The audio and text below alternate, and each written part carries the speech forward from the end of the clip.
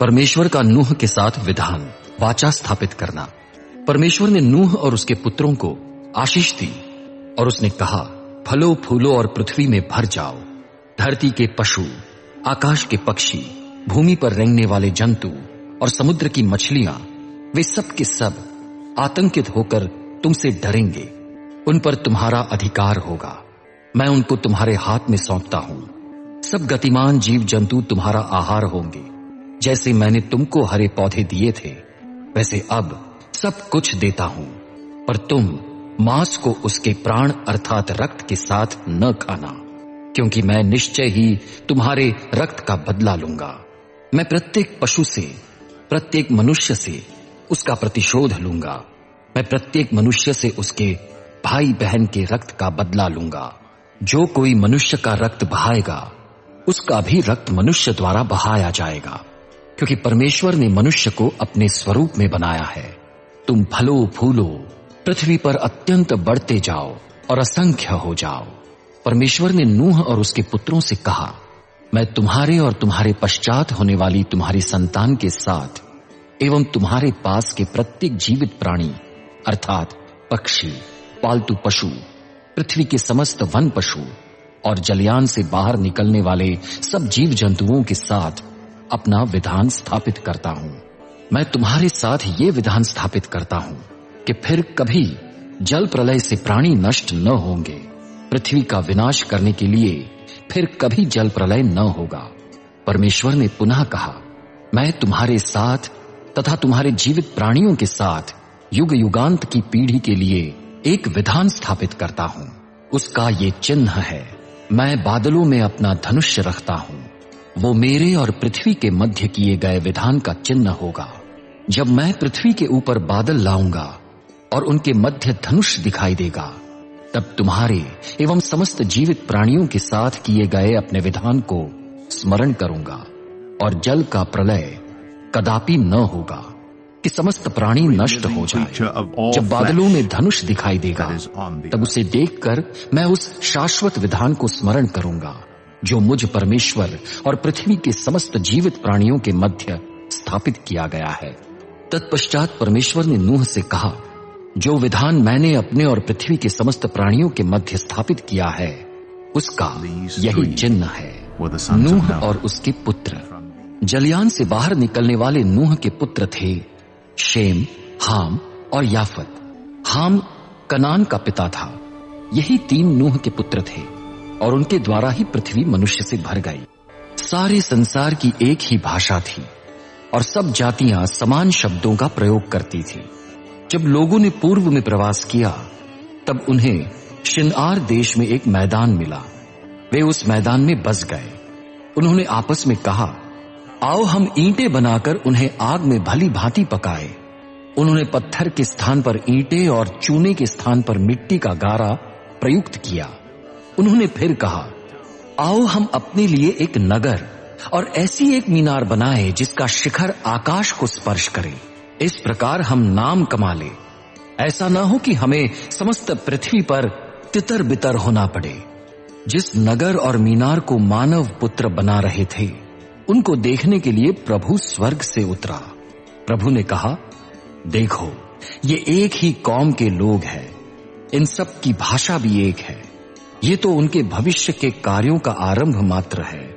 जो कार्य वे आगे करना चाहेंगे, वो उनके लिए असंभव न होगा। इसलिए आओ, हम उतरकर वहां उनकी भाषा में ऐसा संभ्रम उत्पन्न करें कि वे एक दूसरे की भाषा समझ न सके। इस प्रकार प्रभु ने उनको वहां से समस्त पृथ्वी पर तितर बितर कर दिया। उन्होंने उस नगर का निर्माण करना छोड़ दिया। इस कारण उसका नाम बाबेल पड़ा, क्योंकि वहां प्रभु ने समस्त संसार की भाषा में संभ्रम उत्पन्न किया था। प्रभु ने वहीं से उन लोगों को समस्त पृथ्वी पर तितर बितर किया। ये 13 के वंशज हैं। उसने अब्राम, नाहोर और हारान को उत्पन्न किया। हारान ने लोट को उत्पन्न किया। हारान की मृत्यु उसके पिता 13 के जीवन काल में ही कसदी जाति के ऊर नामक नगर में हुई, जो उसका जन्म स्थान था। अब्राम और नाहोर ने विवाह किया। अब्राम की पत्नी का नाम सारै और नाहोर की पत्नी का नाम मिल्का था।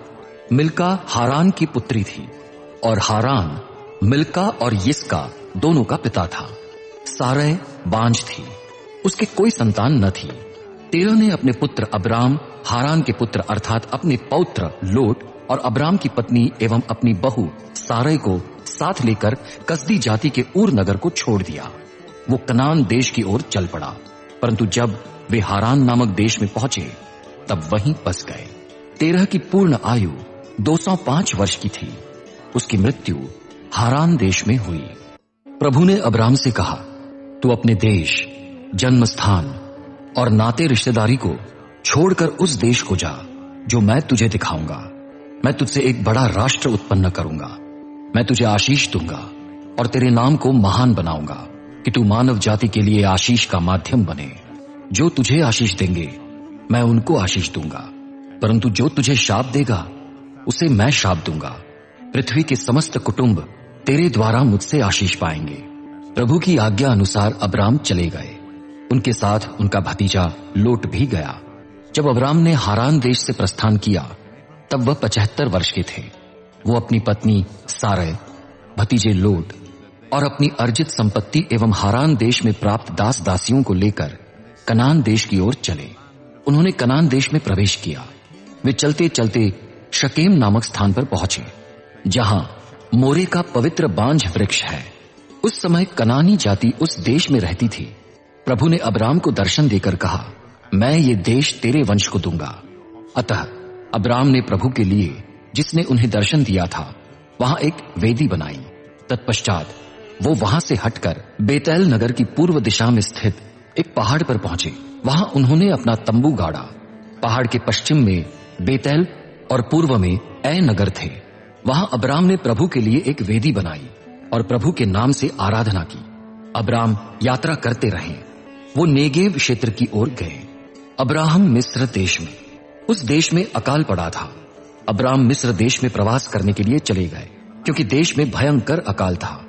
जब वे मिस्र देश के निकट पहुंचे तब अब्राम ने उसमें प्रवेश करने से पूर्व अपनी पत्नी सारै से कहा, सुनो, मैं जानता हूं कि तुम देखने में सुंदर हो। मिस्र के निवासी तुम्हें देखकर कहेंगे, ये उसकी पत्नी है, और वे मुझे मार डालेंगे, पर तुम्हें जीवित रहने देंगे। इसलिए तुम ये कहना कि तुम मेरी बहन हो, जिससे तुम्हारे कारण मेरा कल्याण हो और मेरे प्राण बचे। जब अब्राम ने मिस्र देश में प्रवेश किया तब वहां के निवासियों ने देखा कि वो स्त्री बड़ी सुंदर है। मिस्र के अधिकारियों ने उसे देखकर राजा फरो से उसकी प्रशंसा की। अतः सारै को फरो के महल में पहुंचाया गया। फरो ने उसके कारण अब्राम से सद्व्यवहार किया। अब्राम को भेड़ बकरी, गाय बैल, सेवक सेविकाएं, गधे गधियां और ऊंट प्राप्त हुए। किंतु प्रभु ने अब्राम की पत्नी सारै के कारण फरो और उसके राज परिवार को बड़ी बड़ी विपत्तियों से पीड़ित किया। अतएव फरो ने अब्राम को बुलाकर उनसे कहा, तुमने मेरे साथ ये क्या किया? तुमने मुझे क्यों नहीं बताया कि वो तुम्हारी पत्नी है? तुमने मुझसे क्यों कहा कि वो तुम्हारी बहन है? इसलिए मैंने उसे अपनी पत्नी बना लिया था। परंतु अब अपनी पत्नी को लेकर चले जाओ। फरो ने अब्राम के विषय में अपने अधिकारियों को आदेश दिया और उन लोगों ने अब्राम को उनकी पत्नी एवं समस्त संपत्ति के साथ विदा कर दिया। अब्राम अपनी पत्नी और समस्त संपत्ति के साथ मिस्र देश से नेगेव क्षेत्र की ओर लौटे। लोट उनके साथ था। अब्राम अपने पशुओं और सोना चांदी के कारण बहुत धनी हो गए थे। वो नेगेव से आगे बढ़कर बेतएल नगर के उस स्थान पर पहुंचे जहां उन्होंने आरंभ में बेतएल और ऐ नगर के बीच में डेरा डाला था। उन्होंने वहीं पर सर्वप्रथम वेदी बनाई थी और वहीं प्रभु के नाम से आराधना की थी। लोट के पास भी, जो अब्राम का सहचर था, भेड़ बकरी, गाय बैल और तंबू थे। उस देश में इतना बड़ा चरागाह नहीं था कि वे एक साथ रह सके, क्योंकि उनके पास पशु और सेवक सेविकाएं इतने अधिक थे कि वे एक साथ नहीं रह सकते थे। अब्राम के पशुओं के चरवाहों एवं लोट के पशुओं के चरवाहों के मध्य झगड़े होने लगे। उस समय उस देश में कनानी और परिज्जी जातियां रहती थी। अब्राम ने लोट से कहा, तुम्हारे और मेरे मध्य, तुम्हारे चरवाहों और मेरे चरवाहों के मध्य झगड़े नहीं होने चाहिए, क्योंकि हम रिश्तेदार हैं। देखो, सारा देश तुम्हारे सामने है। तुम मुझसे अलग हो जाओ। यदि तुम बाईं ओर जाओगे तो मैं दाहिनी ओर जाऊंगा, यदि तुम दाहिनी ओर जाओगे तो मैं बाईं ओर जाऊंगा। अतः लोट ने अपनी आंखें ऊपर उठाई और सामने देखा। सोअर की दिशा में यरदन नदी की समस्त घाटी प्रभु के उद्यान एवं मिस्र देश की भूमि के समान जल से सर्वत्र सींची हुई थी। ये प्रभु के द्वारा किए गए सदोम और गमोरा के विनाश के पूर्व की बात है। लोट ने यरदन नदी की समस्त घाटी अपने लिए चुन ली। वो पूर्व की ओर चला गया। इस प्रकार वे एक दूसरे से अलग हो गए। अब्राहम कनान देश में ही बस गए। लोट घाटी के नगरों में रहने लगा। उसने सदोम नगर के पास अपना तंबू गाड़ा। प्रभु की दृष्टि में सदोम नगर के निवासी बड़े दुष्ट और महापापी थे। जब लोट अब्राहम से अलग हो गया, तब प्रभु ने अब्राहम से कहा, अपनी आंखें ऊपर उठा। जिस स्थान पर तू खड़ा है, वहां से उत्तर, दक्षिण, पूर्व, पश्चिम चारों ओर दृष्टि दौड़ा। ये सारा देश जो तू देख रहा है, मैं तुझे और तेरे वंश को युग युगांत के लिए दूंगा। मैं तेरे वंशजों को पृथ्वी के रजकणों के सदृश बढ़ाऊंगा। उनकी गिनती करना असंभव होगा। यदि कोई पृथ्वी के रजकणों को गिन सकेगा, तो वो तेरे वंशजों को भी गिन सकेगा। उठ, इस समस्त देश में भ्रमण कर, क्योंकि मैं ये देश तुझे दूंगा। अब्राहम अपना तंबू उखाड़कर ममरे के बांज वृक्षों के पास, जो हेब्रोन नगर में थे, आकर रहने लगे। उन्होंने वहां प्रभु के लिए एक वेदी बनाई। शिनार के राजा अमरापल, अल्लसार के राजा अर्योक, एलम के राजा करदाला ओमर और गोइम के राजा तिदाल के राज्यकाल की घटना है। इन राजाओं ने मिलकर सदोम के राजा बेरा, गमोरा के राजा बिरशा, अदमा के राजा शिना, सबोइम के राजा शेमेबर और बेला अर्थात सोवर के राजा के विरुद्ध युद्ध छेड़ दिया। ये 5 राजा सिद्दीम की घाटी अर्थात मृत सागर में एकत्र हुए। ये 12 वर्ष तक कदारला ओमर के अधीन रहे, किंतु 13वें वर्ष उन्होंने विद्रोह कर दिया। 14वें वर्ष कदारला ओमर और उसके सन्निबद्ध राजा चढ़ आए। वे अशतरोत करनईम में रपाई जाति को, हाम में जूची जाति को, शाबे किरियातईम में एमी जाति को और सेर पर्वत के निवासी होरी जाति को पराजित करते हुए निर्जन प्रदेश की सीमा पर स्थित एल पारन तक पहुंच गए। तत्पश्चात वे लौटकर एन मिशपाट अर्थात कादेश में आए। उन्होंने अमालेकी जाति के समस्त प्रदेश को एवं हस्सोन तामर में रहने वाली एमोरी जाति को भी पराजित किया। तब सदोम, गमोरा, अदमा, सबोयीम और बेला अर्थात सोवर के राजा निकले। वे सिद्दीम की घाटी में एलाम के राजा कदारला ओमर, गोइम के राजा तिदाल, शिनार के राजा अमरापल और अल्लासार के राजा अर्योक के विरुद्ध युद्ध के लिए एकत्र हुए। 4 राजा 5 के विरुद्ध। सिद्दीम की घाटी में डामर के अनेक गड्ढे थे। जब सदोम और गमोरा के राजा भागे, तब उनकी सेना के अनेक सिपाही उनमें गिर पड़े, शेष पहाड़ की ओर भाग गए। शत्रुओं ने सदोम और गमोरा की समस्त संपत्ति और भोजन सामग्री लूट ली और वे चले गए। उन्होंने सदोम में रहने वाले अब्राम के भतीजे लोट को भी बंदी बना लिया और वे उसकी संपत्ति लूटकर चले गए। एक मनुष्य जो भागकर बच गया था, इब्रानी जाति के अब्राम के पास आया और उन्हें यह समाचार दिया। अब्राम बांज वृक्षों के जंगल में रहते थे। ये जंगल एमोरी जाति के ममरे नामक व्यक्ति का था। वो एशकोल और आनेर का भाई था। ये तीनों अब्राम के सन्निबद्ध मित्र थे। जब अब्राम ने सुना कि उनका भतीजा लोट बंदी बना लिया गया है, तब उन्होंने अपने परिवार के 318 युद्ध विद्या में प्रशिक्षित सेवकों को लेकर दान नगर तक शत्रु का पीछा किया। अब्राम ने रात में अपने सेवकों को अनेक दलों में बांट दिया तथा अपने सेवकों के साथ शत्रु पर आक्रमण किया और दमिश्क नगर के उत्तर में होबा नगर तक उनका पीछा किया। तत्पश्चात वो समस्त संपत्ति तथा अपने भतीजे लोट को उसकी संपत्ति सहित तथा स्त्री पुरुषों को छुड़ाकर वापस ले आए। मलकी सेदेक का अब्राहम को आशीर्वाद। कदारला ओमर और उसके साथी राजाओं की पराजय के पश्चात अब्राम लौट रहे थे। तब सदोम के राजा अब्राम से भेंट करने शावे की घाटी अर्थात राजघाटी में आया। शालेम का राजा मलकी सेदेक रोटी और अंगूर का रस लेकर आया। वो सर्वोच्च परमेश्वर का पुरोहित था। उसने अब्राम को यह आशीर्वाद दिया, आकाश और पृथ्वी का सृष्टिकर्ता सर्वोच्च परमेश्वर अब्राम को आशीष दे। सर्वोच्च परमेश्वर धन्य है जिसने तेरे बैरियों को तेरे हाथ में सौंप दिया। अब्राम ने उसको अपनी प्रत्येक वस्तु का 10वां अंश भेंट किया। सदोम के राजा ने अब्राम से कहा, संपत्ति तो आप अपने पास रखिए, पर मेरे आदमी मुझे वापस दे दीजिए। अब्राम ने सदोम के राजा को उत्तर दिया, मैंने आकाश और पृथ्वी के सृष्टिकर्ता सर्वोच्च प्रभु परमेश्वर की शपथ खाई है कि मैं आपकी कोई वस्तु न तो सूत न तो जूती का बंधन ही ग्रहण करूंगा। ऐसा न हो कि आप कहें मैंने अब्राम को धनी बनाया है, पर जो कुछ इन युवकों ने खाया है और जो व्यक्ति मेरे साथ गए थे उनके भाग के अतिरिक्त मैं कुछ न लूंगा, किंतु मेरे सन्निबद्ध मित्र आनेर, एशकोल और ममरे अपना अपना भाग ले ले। इन घटनाओं के पश्चात अब्राम ने एक दर्शन देखा।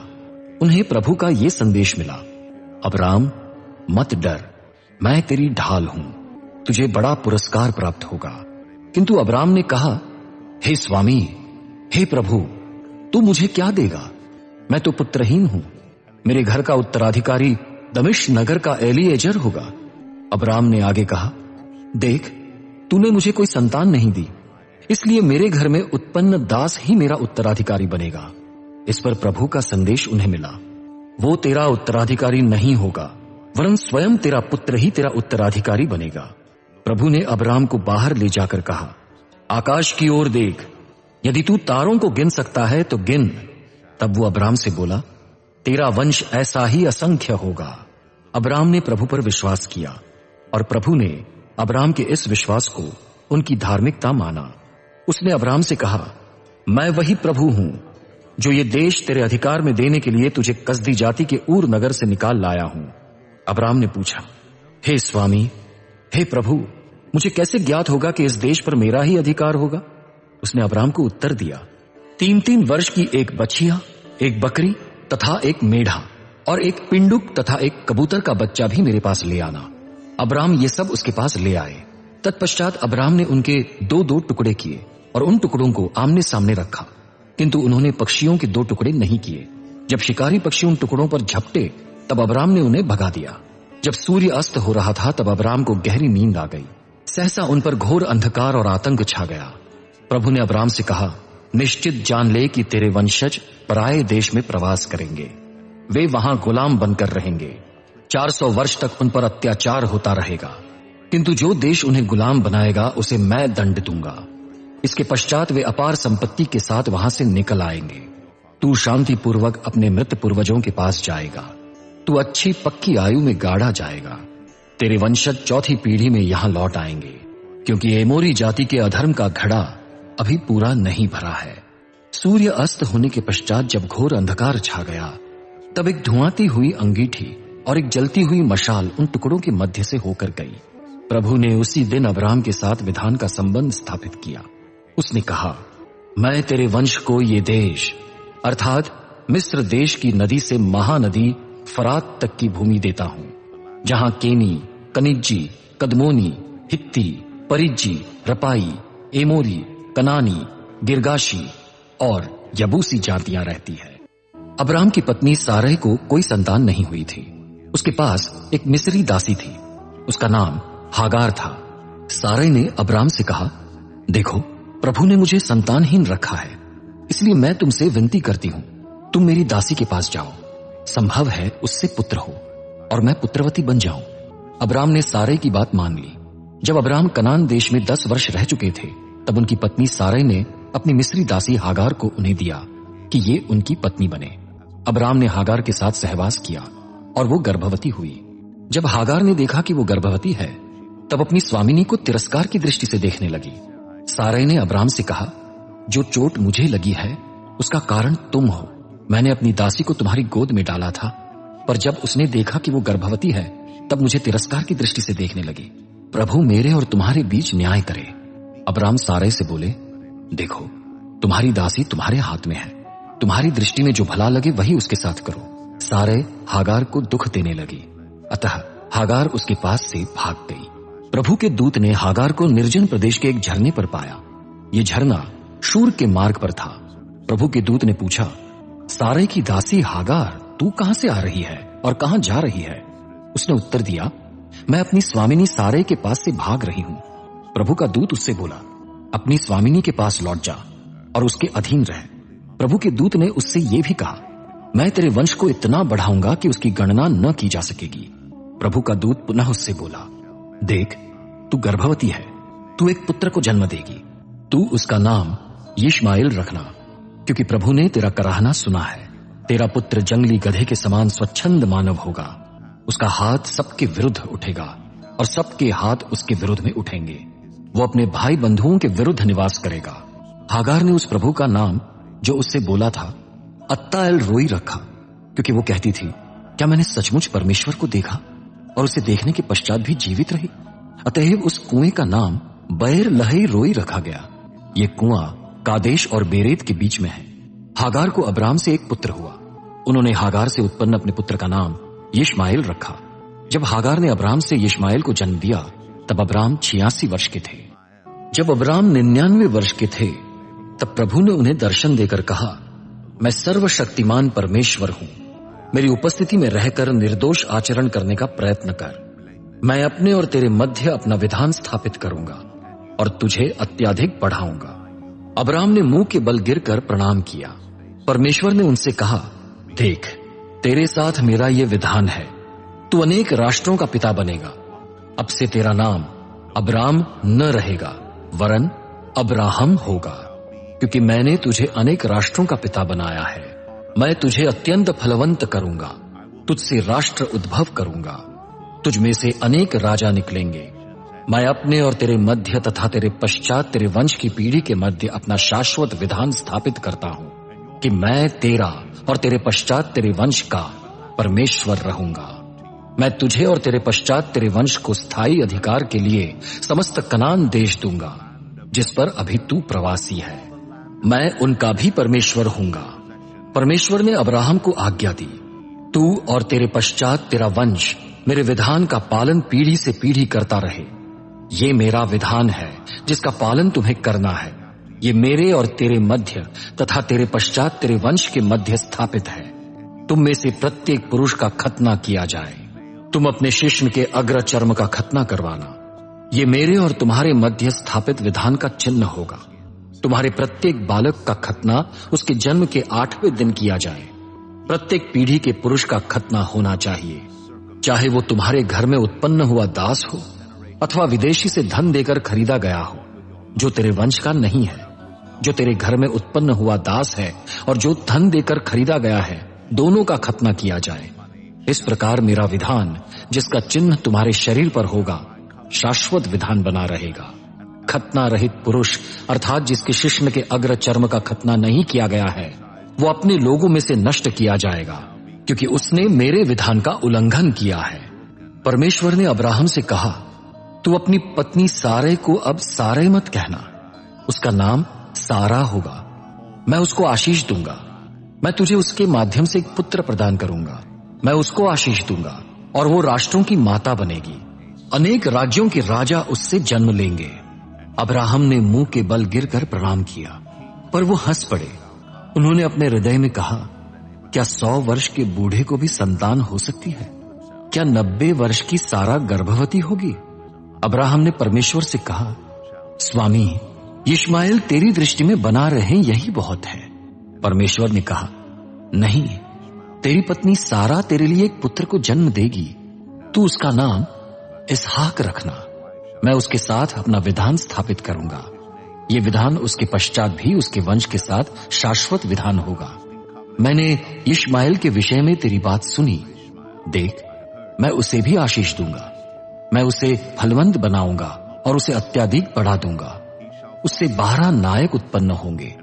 मैं उसे एक महान राष्ट्र बनाऊंगा। किंतु मैं इसहाक के साथ ही अपना विधान स्थापित करूंगा। सारा इसहाक को आगामी वर्ष इसी ऋतु में जन्म देगी।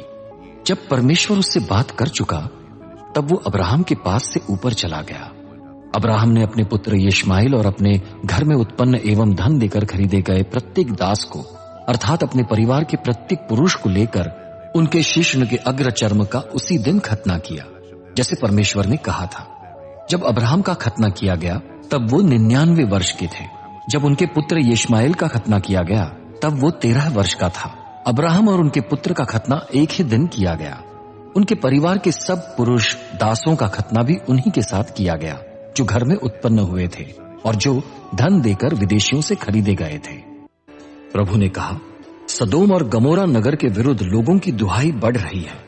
उनके पाप बहुत गंभीर हो गए हैं। मैं उतर कर देखूंगा कि उस दुहाई के अनुसार कार्य हुआ है अथवा नहीं, जो मुझ तक पहुंची है। यदि नहीं, तो मैं उसे जान लूंगा। वे पुरुष वहां से मुड़कर सदोम नगर की ओर चले गए, किंतु अब्राहम प्रभु के सम्मुख खड़े रहे। अब्राहम ने पास आकर कहा, स्वामी, क्या तू निश्चय ही दुराचारियों के साथ धार्मिकों को नष्ट करेगा? मान ले वहां नगर में 50 धार्मिक हो, तो क्या तू उस स्थान को नष्ट करेगा और उन 50 धार्मिकों के कारण उसे क्षमा नहीं करेगा जो उसमें है? तू ऐसा कार्य करने से सदा दूर रहे कि दुराचारियों के साथ धार्मिक भी मारे जाएं। धार्मिकों की दशा दुराचारियों के सदृश हो, ये कार्य तुझसे कभी न हो। क्या सारी पृथ्वी का न्यायाधीश उचित न्याय न करेगा? प्रभु ने कहा, यदि मुझे सदोम नगर में 50 धार्मिक मिलेंगे तो उनके कारण मैं समस्त स्थान को क्षमा करूंगा। अब्राहम ने उत्तर दिया, मैं तो मिट्टी और राख मात्र हूं, फिर भी अपने स्वामी से बातें करने का साहस कर रहा हूं। मान ले यदि 50 धार्मिकों में 5 कम हो तो क्या तू 5 के कम हो जाने के कारण समस्त नगर को नष्ट कर देगा? उसने कहा, यदि मुझे वहां 45 धार्मिक मिलेंगे तो मैं उसको नष्ट नहीं करूंगा। अब्राहम ने कहा, मान ले वहां 40 मिले। प्रभु ने उत्तर दिया, मैं 40 के लिए उसे नष्ट नहीं करूंगा। अब्राहम ने पुनः कहा, यदि स्वामी क्रोध न करे तो मैं कहूंगा, मान ले वहां 30 ही मिले। उसने उत्तर दिया, यदि मुझे वहां 30 मिलेंगे तो मैं उसे नष्ट नहीं करूंगा। अब्राहम ने कहा, देख, मैंने स्वामी से बातें करने का साहस किया है, मान ले वहां 20 धार्मिक मिले। उसने उत्तर दिया, मैं 20 के लिए भी उसे नष्ट नहीं करूंगा। तब अब्राहम ने कहा, यदि स्वामी क्रोध न करे तो मैं एक बार और कहूंगा, मान ले वहां 10 धार्मिक मिले। उसने उत्तर दिया, मैं 10 के लिए भी उसे नष्ट नहीं करूंगा। जब प्रभु अब्राहम से बातें कर चुका तब वो चला गया। अब्राहम अपने निवास स्थान को लौट गए। दूत ने लोट से पूछा, यहां तुम्हारे और कौन कौन है? दामाद, पुत्र पुत्रियां तथा नगर में जो कोई भी तुम्हारा आत्मीय है उन सबको इस स्थान से बाहर ले जाओ। हम इस स्थान को नष्ट करने वाले हैं। इसके विरुद्ध लोगों की बड़ी दुहाई प्रभु के सम्मुख पहुंची है। प्रभु ने हमें इसका विनाश करने को भेजा है। लोट घर से निकलकर अपने भावी दामादों के पास गया जो उसकी पुत्रियों से विवाह करने वाले थे।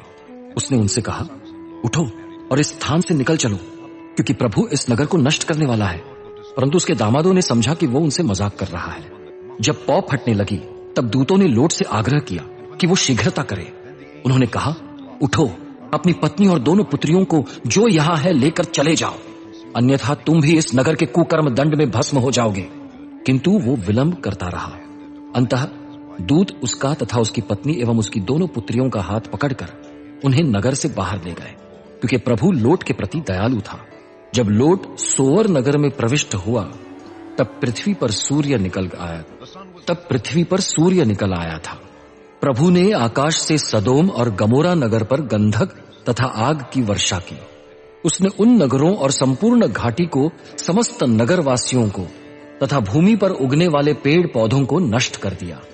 लोट की पत्नी उसके पीछे थी। उसने मुड़कर पीछे देखा और वो नमक का खंबा बन गई।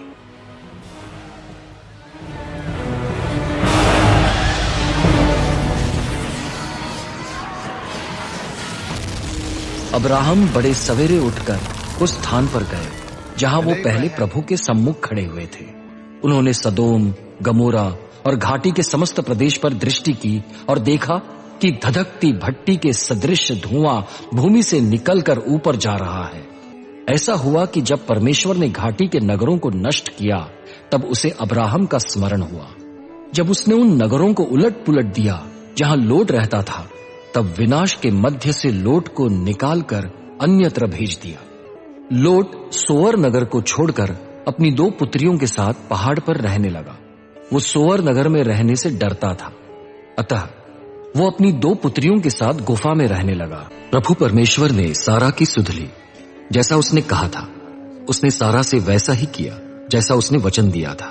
सारा गर्भवती हुई। उसने उसी निर्धारित समय पर, जिसके विषय में परमेश्वर ने कहा था, अब्राहम से उसकी वृद्धावस्था में पुत्र को जन्म दिया। अब्राहम ने अपने उस पुत्र का नाम, जिसे सारा ने जन्म दिया, इसहाक रखा। जब इसहाक 8 दिन का हुआ तब अब्राहम ने उसका खतना किया, जैसे परमेश्वर ने आज्ञा दी थी। अपने पुत्र इसहाक के जन्म के समय अब्राहम 100 वर्ष के थे।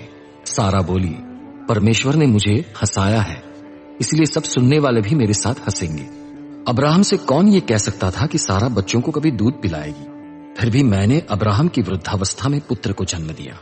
बच्चा बड़ा हुआ और उसका दूध छुड़ाया गया। जिस दिन इसहाक का दूध छुड़ाया गया उस दिन अब्राहम ने बड़ा भोज दिया। दासी हागार और उसका पुत्र यिश्माएल। एक दिन सारा ने मिस्री हागार के पुत्र को, जिसे हागार ने अब्राहम से उत्पन्न किया था, अपने पुत्र इसहाक के साथ खेलते देखा। उसने अब्राहम से कहा, इस दासी को इसके पुत्र सहित निकाल दीजिए, क्योंकि दासी का पुत्र मेरे पुत्र इसहाक के साथ उत्तराधिकारी नहीं बनेगा। अपने पुत्र यिश्माएल के संबंध में ऐसी बात अब्राहम को बहुत बुरी लगी। परमेश्वर ने अब्राहम से कहा, तू बालक और अपनी दासी के कारण बुरा मत मान। जो बातें सारा तुझसे कहती है उनको सुन, क्योंकि इसहाक द्वारा तेरे वंशजों में तेरा नाम बना रहेगा। मैं दासी के पुत्र से भी एक राष्ट्र उत्पन्न करूंगा, क्योंकि वो तेरी संतान है। अब्राहम सवेरे उठे, उन्होंने रोटी और पानी भरी मशक हागार को दी, उसे हागार के कंधे पर रख दिया और बालक सहित उसको विदा कर दिया। हागार चली गई और बैर शबा के निर्जन प्रदेश में भटकने लगी। जब मशक का पानी समाप्त हो गया तब उसने बालक को एक झाड़ी के नीचे छोड़ दिया। वो बालक के सामने पर्याप्त दूर 100 मीटर की दूरी पर बैठ गई, क्योंकि वो सोचती थी मैं अपने बच्चे की मृत्यु अपनी आंखों से नहीं देख सकती। जब वो उसके सामने दूर बैठी तब बालक चीख मारकर रोने लगा। परमेश्वर ने बालक के रोने की आवाज सुनी। परमेश्वर के दूत ने स्वर्ग से हागार को पुकारा और उससे कहा, हागार, तुझे क्या हुआ है? मत डर, जहां तेरा बालक पड़ा है वहां से परमेश्वर ने उसकी आवाज सुनी है। उठ और बालक को उठा, उसे अपने हाथों में सावधानी से संभाल, क्योंकि मैं उससे एक महान राष्ट्र का उद्भव करूंगा। तब परमेश्वर ने उसकी आंखें खोल दी, उसे एक कुआं दिखाई दिया। वो उसके निकट गई और मशक को पानी से भर लिया। तत्पश्चात उसने बालक को पानी पिलाया। परमेश्वर बालक के साथ था, वो बड़ा होता गया। वो निर्जन प्रदेश में रहता था, वो विख्यात धनुर्धारी बना। वो पारन के निर्जन प्रदेश में रहता था। उसकी मां ने उसके लिए एक कन्या ढूंढी जो मिस्र देश की रहने वाली थी, और उसके साथ उसका विवाह कर दिया। अब्राहम और राजा अबीमेलेक। उस समय अबीमेलेक ने अपने सेनापति पीकोल के साथ आकर अब्राहम से कहा, आपके प्रत्येक कार्य में परमेश्वर आपके साथ रहता है, अतएव अब मुझसे परमेश्वर की शपथ खाइए कि आप न मुझसे, न मेरी संतान और न मेरे वंश से छल कपट करेंगे, वरन जैसा मैंने आपके साथ प्रेममय व्यवहार किया है वैसा ही आप मेरे और मेरे देश के साथ जहां आप प्रवास करते हैं व्यवहार करेंगे। अब्राहम बोले, मैं शपथ खाता हूं। पर जब अब्राहम ने अपने एक कुएं के विषय में, जिस पर अबीमेलेक के सेवकों ने कब्जा कर लिया था, उससे शिकायत की, तब वो बोला, मैं नहीं जानता कि किसने ये कार्य किया है, आपने भी मुझे नहीं बताया, मैंने आज तक इसके विषय में सुना भी नहीं था। अब्राहम ने भेड़ बकरी और गाय बैल अबीमेलेक को भेंट में दिए और दोनों ने आपस में संधि की। अब्राहम ने भेड़ों के 7 मेमनों को झुंड से अलग रखा। अबीमेलेक ने अब्राहम से पूछा, इन 7 मेमनों का जिन्हें आपने अलग रखा है क्या अर्थ है? अब्राहम ने उत्तर दिया, आप मेरे हाथ से इन 7 मेमनों को ग्रहण करेंगे कि आप मेरे साक्षी बने कि मैंने ही एक कुआं खुदवाया था। वहां दोनों ने शपथ ली, इसलिए उस स्थान का नाम बैर शबा पड़ा। उन्होंने बैर शबा में संधि की। तत्पश्चात अबीमेलेक और उसका सेनापति पीकोल उठे और वे पलिश्तियों के देश को लौट गए। अब्राहम ने बैर शबा में झाऊ वृक्ष का एक पौधा लगाया और वहां प्रभु के नाम से शाश्वत परमेश्वर की आराधना की। अब्राहम ने पलिश्तियों के देश में बहुत दिन प्रवास किया।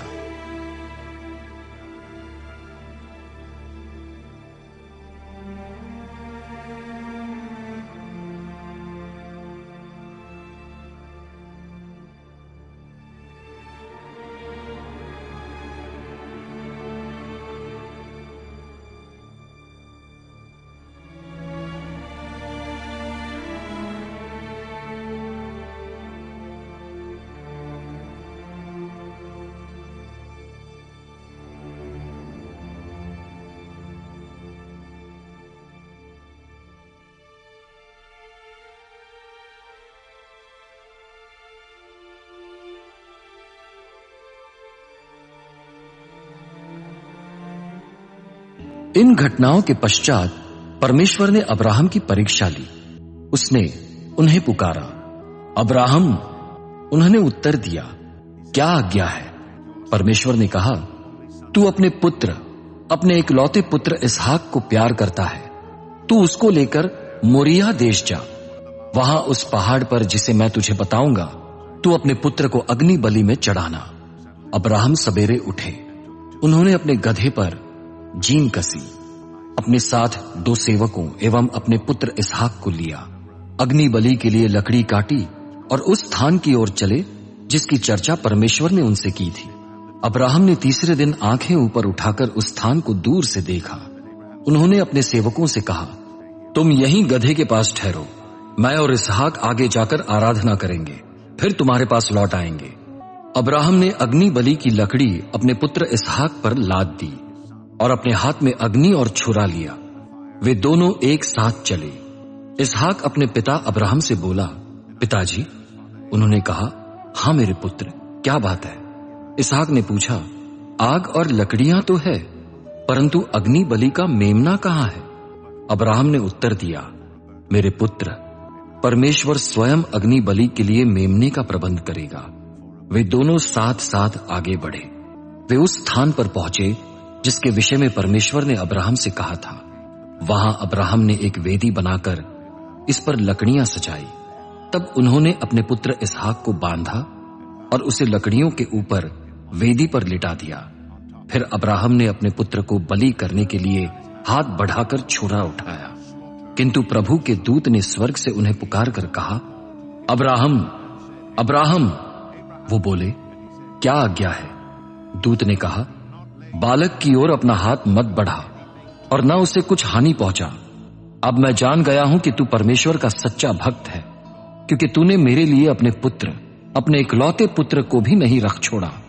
अब्राहम ने अपनी आंखें ऊपर उठाई तो देखा कि उनके पीछे एक मेढ़ा है। वो अपने सींगों से एक झाड़ी में फंसा हुआ है। अब्राहम गए, उन्होंने उस मेढ़े को पकड़ा और अपने पुत्र के स्थान पर उसकी अग्नि बलि चढ़ाई। अब्राहम ने उस स्थान का नाम प्रभु प्रबंध करता है रखा। इसलिए आज तक ये कहा जाता है, प्रभु के पहाड़ पर कोई प्रबंध होगा। प्रभु के दूत ने स्वर्ग से दूसरी बार अब्राहम को पुकारा। प्रभु कहता है, तूने ये कार्य किया है। तूने मेरे लिए अपने पुत्र, अपने इकलौते पुत्र को भी नहीं रख छोड़ा। इसलिए मैं स्वयं अपनी शपथ खाता हूं कि मैं निश्चय ही तुझे आशीष दूंगा और तेरे वंश को आकाश के तारों एवं समुद्र तट के रेत कणों के सदृश असंख्य बनाऊंगा। तेरे वंशज अपने शत्रुओं के नगर द्वारों पर अधिकार करेंगे। पृथ्वी के समस्त राष्ट्र तेरे वंश के द्वारा मुझसे आशीष प्राप्त करेंगे, क्योंकि तूने मेरी आज्ञा सुनकर उसका पालन किया। इसके पश्चात अब्राहम अपने सेवकों के पास लौट आए। वे उठकर उनके साथ बैर शबा गए। अब्राहम बैर शबा में रहने लगे। नाहोर के वंशज। इन घटनाओं के पश्चात अब्राहम को यह संदेश मिला, आपके भाई नाहोर से उसकी पत्नी मिल्का को पुत्र उत्पन्न हुए हैं। मिल्का के ये पुत्र थे, ज्येष्ठ पुत्र ऊस और उसका भाई बूज, अराम का पिता कमुएल, केसद, हजो, पिलदाश, यिदलाब और बतुएल। इन 8 पुत्रों को मिल्का ने अब्राहम के भाई नाहोर से जन्म दिया। बतुएल रिबका का पिता बना। नाहोर की रखैल रूमा ने टेबह, गहम, तहश और माका नामक पुत्रों को जन्म दिया।